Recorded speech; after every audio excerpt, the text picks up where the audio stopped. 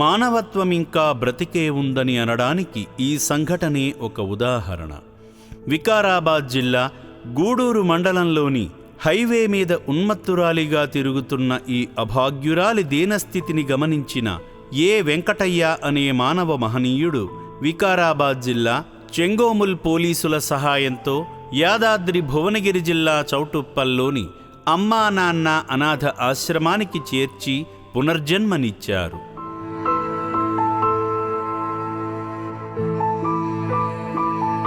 కాలినడకన ఆమె ఒక తిరుగుతూ ఉంది. మా పొలం ఉంటుంది రోడ్డు పక్కకే.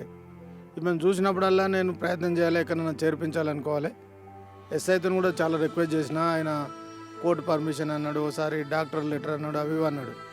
దోస్తు ఫోన్ చేస్తే ఏడే ఉన్నావు అని అంటే నేను డీఎస్పీ దగ్గర ఉన్నాను, వేరే కేసు ఉంటే. ఏం చేస్తాడు సార్, ఫోన్ లేపుతలేడు, ఇట్లా మీ పరిస్థితి చెప్పు అంటే ఎందుకు లేపడినది అని చెప్పి కాన్ఫరెన్స్ పెట్టాడు.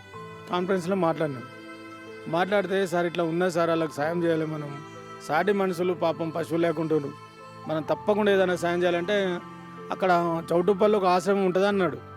అనగానే నాకు టక్కున పేపర్లో చదివిన వెళ్ళదు. శంకర్ అనేది ఏదో పేరు విన్నా సార్, నేనన్నా శంకర్ అని నెంబర్ పెట్టిండు.